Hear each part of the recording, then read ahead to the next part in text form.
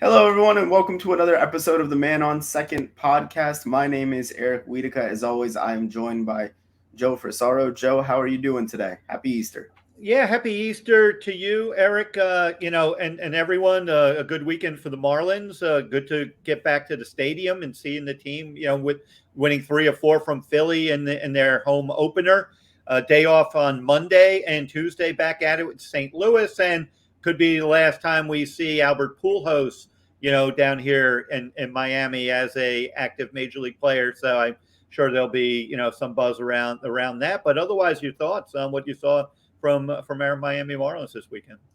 Yeah, there was a lot of positive, especially from the bats. I think first and foremost, you have a few good performances. Pablo was really good. Trevor, not so much, but you win 3 out of 4. You don't complain too much. Eliezer went 6 today, which I thought was a huge development. But yeah, I there's definitely more we'll get touch on in depth, but so far so good, at least with the homestand. Yeah. Like you said, the pitching should take care of itself. I will keep in mind Trevor did not. The ball coming out of his hand was not the same this spring. There wasn't the life on the pitches compared to a year ago at this time when he was completely lights out. Velo dipped a little bit the other, last night. I mean Saturday. So we're going to keep an eye on that. But as long as he's healthy, he can work himself out of it. Otherwise, rotation fine, pitching fine. But you hit on it. The success of this team is going to be their offense. And we saw we're going to get on into Jazz into Sanchi in the next segment. So we're going to kind of highlight the batting order with some of the other guys to start with. Joey Wendell, a guy you mentioned earlier, podcast. You like to see him higher in the order. Obviously, the guy is super clutch. He, lefty bat. He's a great situational player. Huge plays in the field as well. Bouncing him whether he's at second, third. If he goes third. But I thought it was a very important weekend for Brian Anderson. And Yeah. there were some of the walks. I mean, I was wondering if he had seen the ball well on the road because he was swinging at anything, and as soon as the ball came out of the pitcher's hand, he was swinging. It seemed like pitches way off the plate, and you're wondering what was going on there. And today against Zach Wheeler, he spit on some really tough sliders early in the game when it still was a game, and drew a walk. He had a couple of hits on Saturday. I think he had a hit again Sunday. But just him staying in there, his ability to play, made a really good play in left field in foul territory. Brian Anderson's an important part of this team if they're going to go and be good, and obviously they're going to need the depth. So I thought Anderson showing some life. I still am not really worried about him. I think he was more of a product of a slow start, being that he missed so much time last year. That does happen to players. Not everyone hits the ground running, fast. But that was good. Jorge Soler leading off. What we both feel about that. But hit the home run the other day. He's Jorge Soler. They're going to have him high in the order. I thought Avisal Garcia getting Sunday off after homering on Saturday. Still, he had a little back tightness the other day. Is he going to be okay? I'm not sure. In the meantime, get him ready. Garrett Cooper and John Birdie involved in that, that collision on Saturday. Cooper kind of got a bruise on that elbow. Wasn't in the lineup Sunday. The lineup functioned well without him, but keep an eye on Cooper if it's short term. It seems like it, but they're going to need all these guys because guys are going to get hot, guys are going to get dinged up, and I just thought we saw a glimpse of what this lineup could look like. Yeah, I mean, let's. So today was kind of a or this series in general, really, I guess, has been at least early on a validation of what the Marlins wanted to do with all the depth that they brought in. Particularly having a guy like Joey Wendell and Brian Anderson, not necessarily being an everyday guy, but a guy that's versatile. Another kind of, you know, I I don't want to use the word utility player because I think that connotes almost like a bench guy, but I think that we need to. I think that's a term that needs to change in terms of connotation all around. That said, Brian Anderson, lots of versatility there. Um, and then even a guy like Brian De La Cruz, um, Sunday he had himself a pretty good performance. It seems like all that guy does is get on base when he plays. Yep. Yeah, it just feels like this team has depth in bunches in ways that they did not have um, in previous seasons. Yeah, yeah, and Dela Cruz, I want to touch real quick there because I get into some Twitter discussions with people. Uh, Dela Cruz was not supposed to make this team. We've been through that. He didn't make it based on last year. It's not that he has anything more to prove in AAA. He was on the 40-man roster. They made a trade with Baltimore for two relievers. They needed the 40-man spot, and they weren't anticipating the second reliever in there. That happened, days before they had to set the opening day roster. And so the plan was, and that's why he was optioned out of spring training. You don't option someone out of spring training, days into spring training, saying that guy is going to be on my opening day roster. The plan was have him go down to AAA, play every day. And if there's an injury situation which would require extended playing time, he's a versatility. It's not necessarily who is my best 26 or 28 men, because you could just load it up with Yuri Perez's and people like that if you're going with the definition of best. It's you're operating a 40-man roster and you're operating a active roster. Well, yes, it's great that when he gets his opportunity, he gets on base, but he's still going to sit, assuming everyone is healthy all the time, 4 or 5 days a week. So I don't know how that makes the Marlins better or Dela Cruz better. Yes, it's great if he comes in and goes 2 for 4 in an 11-3 game. That doesn't mean that he's not better than Roman Quinn, who is going to be that extra outfielder. It's that aspect of it. And on a day like today, everyone could act all cool and say, yes, that's the smart play. Of course, that's the obvious. But if all of a sudden he's sitting and then he has to play a while, but he doesn't have the necessary at bats to produce right away, how's he helping the team? They put themselves in a kind of a crunch roster wise with outfield depth. So we will keep an eye on that and hope for Dela Cruz to perform when his number is called, just like anyone to perform. It's the team concept. He is a quality bench guy who potentially could be an everyday guy. But the decision to sign Garcia and Soler and keep Sanchez meant he wasn't going to be an everyday guy. He's also not been around long enough in terms of having, enough MLB at bats that he could Right. handle a traditional bench role. And I saw people on Twitter complaining about speed, like speed's a bad thing. No, you want speed in athletes. That's how you win. You don't win with a plodding station to station unless you got a bunch of 30 homer guys, which his team does not have. So that's Right. my little rant to those out there who don't kind of get the message of it. It's not a Dela Cruz hate. It's not saying, oh my God, Joe's stupid, because that's what they are wanting to get the maximize of everything. If he goes 0 for 4 today and they win 11-3, do we sit around and go, Roman Quinn could have gone 0 for 4, still won, 11-3, and he caught 3 balls that were hit to him? It has nothing to do with anything. It's how do you make your players get better to help you when their number is called. And if he could hit the ground, if he could handle 10 at bats a week and crush it, more power to him. But this game's too hard, and it doesn't always add up that way. Okay, now we could I got that off my chest. You could say what you want.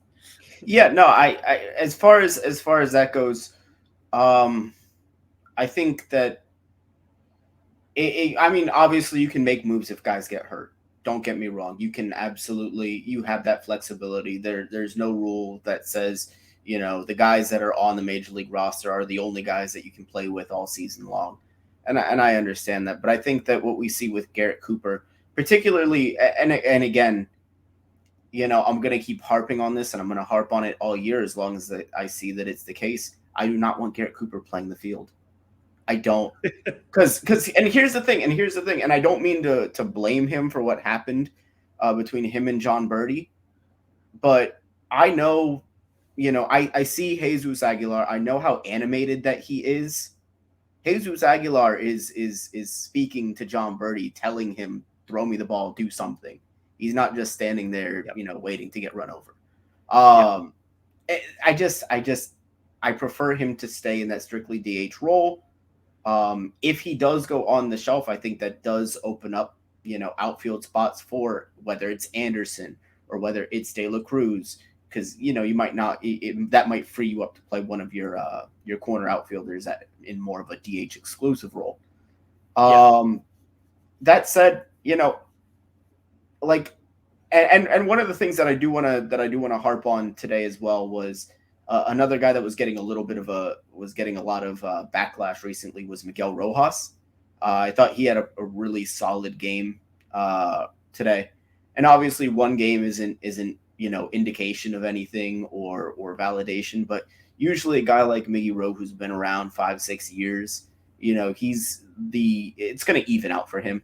He's going to produce at his usual level. I don't think that the level of panic with him is quite warranted. Sure, you could have. There are better shortstops in the league, but I don't think that that's a position where I'm like freaking out, because we have Miguel Rojas. Yeah, no, those are very good points. And first with the point on Cooper is true. His durability is an issue. The game seems to find him.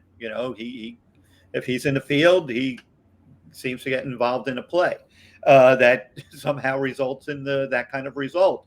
Um, to make him 100% the DH, I'm not sure that's the best interest of this team either. That he never comes out of the lineup because you need to get Anderson, Wendell, Soler, Garcia. It's so it's to me it's hard to carry a strict DH unless that player is Right. a proven 30 homer, 100 RBI, middle of the order, no matter what threat.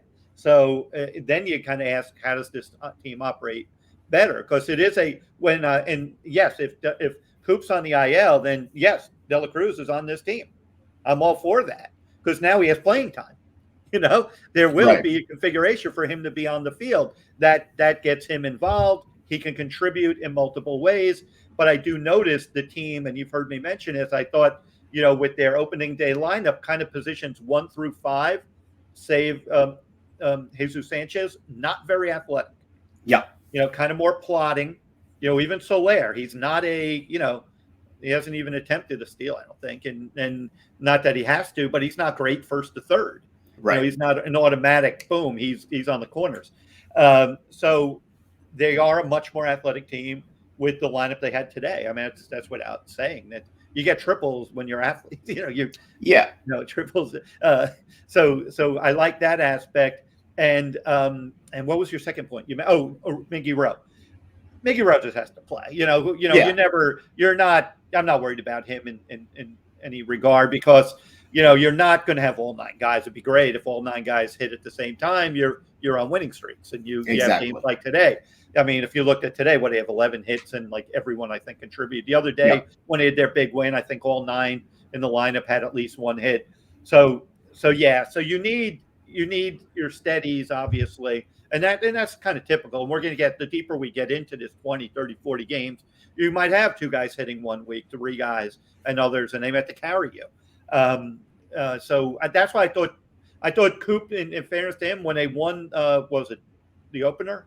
He hit Yep. the homer to tie it. Absolutely. Big moment, huge moment Yep. for Coop to come through because someone had to break the tension. They had, they were 1-4. It was a little nervous. They're down 1. Sandy didn't look like he was off to a fast start, and the home run really woke him up. So that was good. I thought Anderson's walk right before Jazz's triple, I think that kind of was huge because that changes how a pitcher, especially a pitcher like Wheeler. Yeah. So we went on that, and let's kind of segue over to the two Yeah. players that seem to, are the most exciting players on the team: Jazz Chisholm Jr. and Jesus Sanchez. We've been ranting about Jazz, whether he hits 1, we just don't want him hitting 9. Well, he hit 6 today, and he had another triple. Yep. And he's off to one of those prove it starts, and good to see. Sanchi, I wrote a column in the manonsecondbaseball.com site yesterday. I said he basically has answered it. We don't need Brian Reynolds. They don't need a trade for anyone. He's a center fielder. Right. Yeah, I think as far as like with Jesus Sanchez, I think that there is I think eventually, like, don't get me 3 to 5 years. I think he's a center fielder.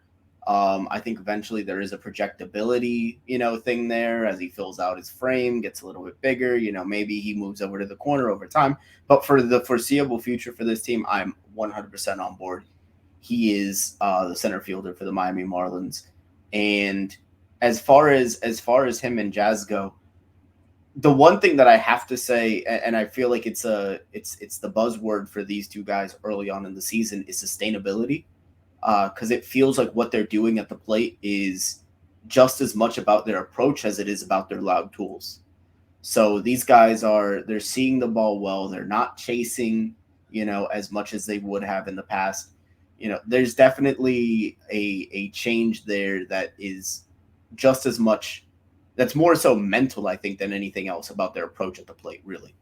Yeah, these are really talented. And this is why when you hear me talk about athletes, Mm-hmm. athletes make adjustments. Yeah. Athletes adjust better than those who don't.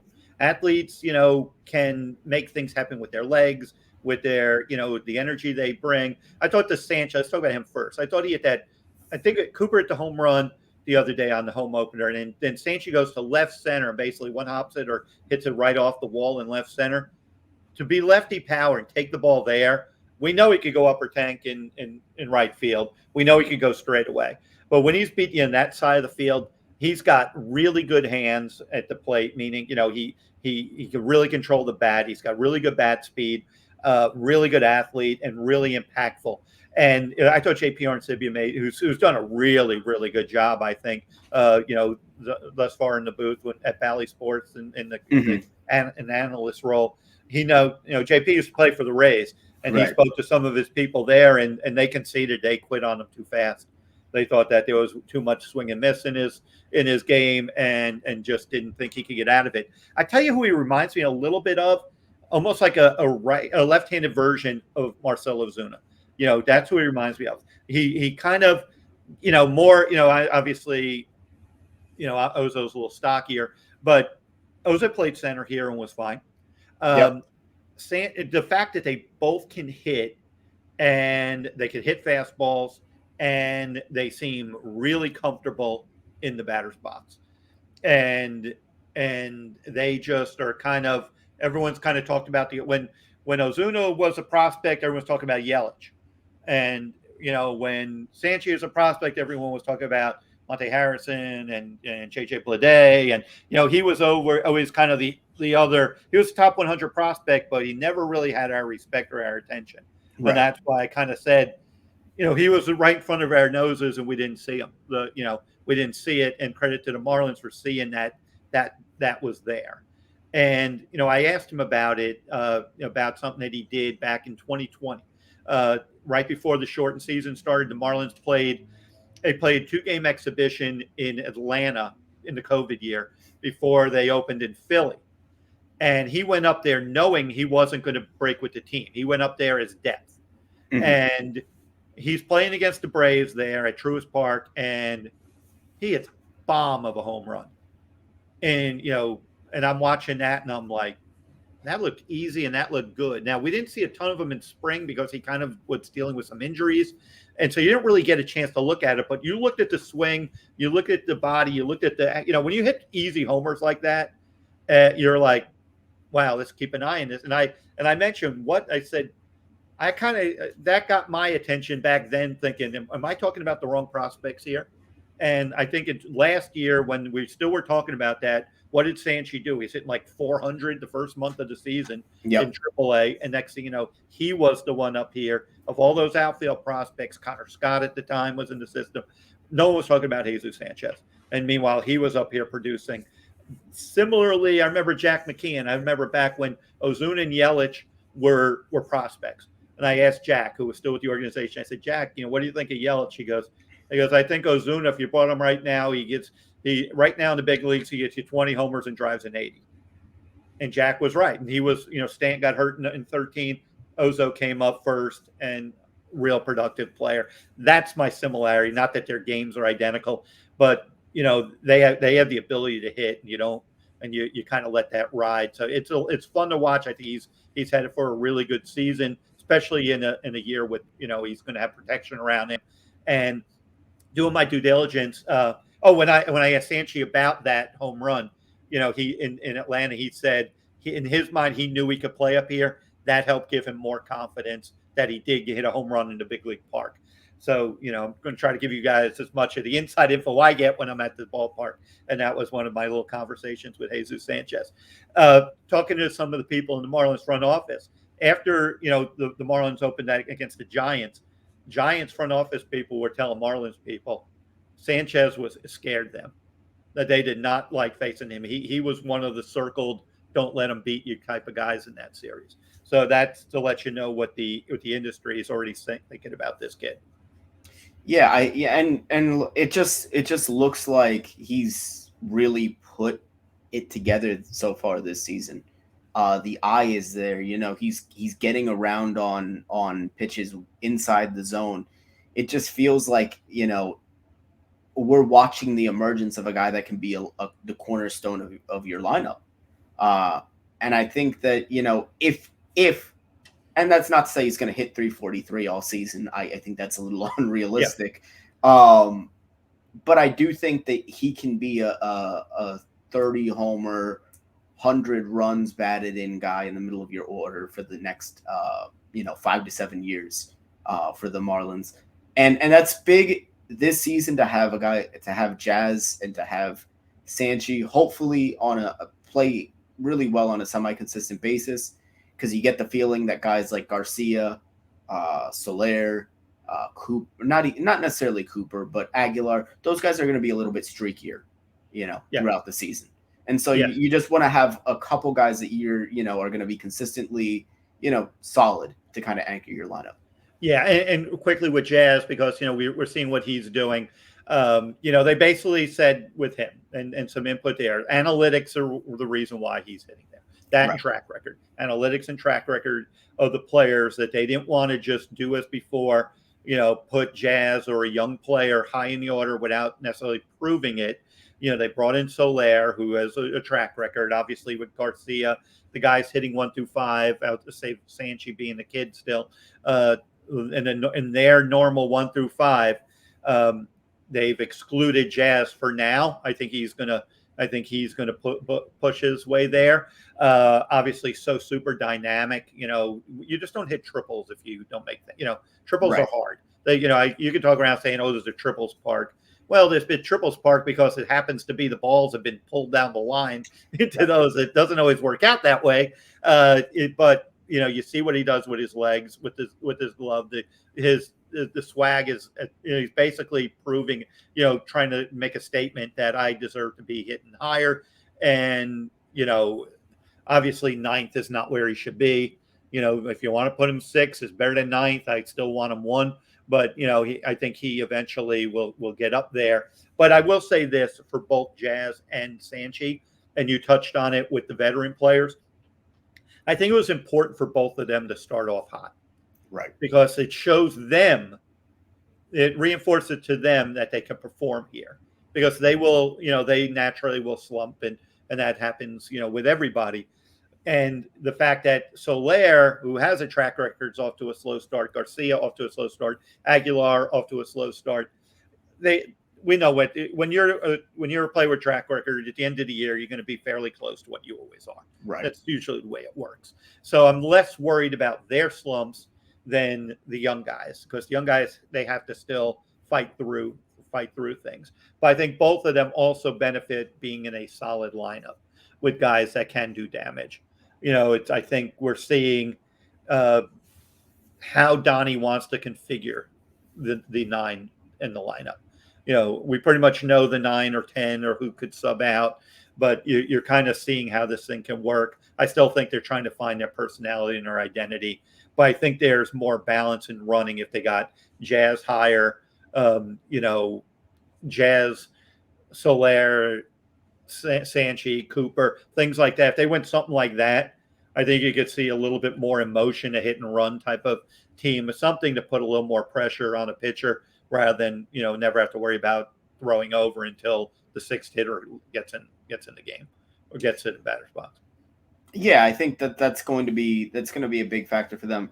they're about league average right now thus far in home runs. Um, but that said, I do think that it shows that there is more upside to this offense, especially on a homestand like this, where in this series they're averaging 5-6 runs a game, and the big power guys, the power strokes aren't quite there just yet. Sure, Soler and Avi hit one last night, but we know with a guy, for example, like Adam Duvall, when the power guys really get it rolling, um, it's something that's fun to see, and hopefully that those guys just kind of click and fill in the gaps when the rest of the lineup is slumping a little bit. Yeah. But it does enforce to me that there's a little bit more meat on the bone here for this offense. Yeah, no doubt, no doubt. And I want to swing over to one of our favorite players here at Man on Second. We love Yep, Nick Castellanos, who we got to see with the Phillies here in town. Had a really great good series, series. by the way, Yep. and was even robbed of a couple of hits. But I got a chance to talk to him. I know Barry Jackson spoke to him independently, but as far as I know, we were the two South Florida writers to talk to him about his decision to sign with the Phillies. And with me, he was quite honest. He didn't give much detail, but he said he thought he was going to be a Marlin up until Derek Jeter. That was a direct quote. I had that out there on Twitter and in my story in the Palm Beach Post that I wrote about. He thought until Derek parted ways with the club, he honestly thought he was going to be here. Just kind of your thoughts on that. Yeah, I mean it's tough to hear something like that and not be at least somewhat disappointed. Obviously there people have kind of come out and denied that this, that, and the next. It just feels like to me, and I understand the approach. You get Navi Garcia, you get a Jorge Soler. Those two guys, you're paying them what, about 20 to 25 million between the two of them. This year. Yeah. Naturally, and I think the fan base has the right to ask, would that, you know, be better suited going towards a Nick Castellanos in this lineup? Yeah, because And he's I, just a more proven player. yeah, and I think with the depth in the lineup, he probably would be a little bit of a better option, because I do think that they would have the depth to survive that regardless, losing the extra guy. But that said, the things played out the way that they've played out, and I think that Marlins fans kind of need to turn the page on this whole Castellanos thing. It's Yeah. just one of those things. But the lineup right now, as is, maybe not in terms of configuration quite as much just yet. I think that the players in the lineup will be just fine, and I think that the Marlins will be just fine for the most part. Yeah, I agree. And I agree. You're right on. We need as a market turn the page. Just as reporters, felt you have to do the due diligence. Right. He's there. We asked the question. He can Absolutely. choose to answer however he chooses to answer, and you gotta trust that he's giving his word. And I don't. Anyone that's been around Nick Castellanos knows he kind of is a straight shooter. Right. So he was led to believe that he felt that could happen, whether or not it would have or not. But a terrific player, represents South Florida very well, and really fun player to watch. And the Phillies are going to be a fun team to cover too. Real briefly, also, I got a chance to talk to Dave Dombrowski, the Phillies president of baseball ops. Of course, he started off with the original Marlins, put architect of the '97 team. Eric, 25 years ago, '97 team won the World Series, and so we're going to be celebrating that 25th anniversary. So I got a chance to talk to him a little bit, and I thought it was interesting that he said that he felt if they kept the '97 team together here, they were headed for very special times. He used the word, this market has been tested, and he's certainly right. Our fan base has been tested is a good word, and you just kind of wonder where it would have looked like today if they would have kept that '97 team together. But he did note that what fans want and covet and are entitled to, they want to at least know who they're rooting for. They Right. you don't want to necessarily every year feel you root for somebody else, or should we invest in that player. but you have to also identify which, because you can't obviously keep everyone, but you can keep anchors for 5, 6, 7 years at a time. Occasionally get that career player.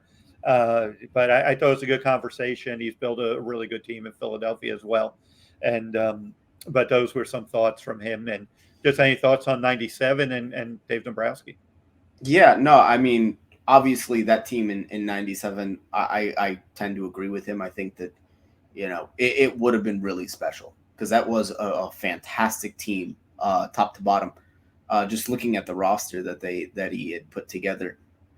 I just want to touch on really quickly about the conversation that you guys had, and his, specifically his comments about the market.